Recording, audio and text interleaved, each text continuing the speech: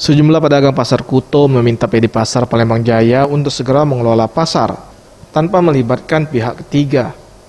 Ketua Paguyuban Pedagang Pasar Kuto Palembang, Alex Samsudin, mengatakan pengelolaan yang melibatkan pihak ketiga tidak berjalan sesuai rencana karena kondisi pasar yang semakin memprihatinkan. Itu pengennya pasar itu dikelola oleh PD Pasar, bukan pihak lain, termasuk pihak GTP. Kemauan pedagang itu pasar itu bersih, aman, rapi, sudah tuh kan kalau pacak pokoknya yang layak lah.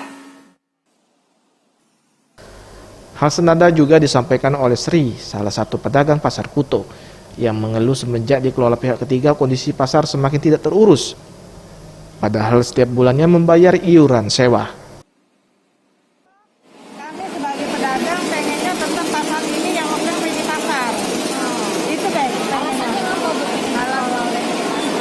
Alasannya ya kami sudah nyaman rasanya kalau dikelola PD Pasar. Tidak mau dikelola pihak yang lain. Tim Liputan Sriwijaya TV.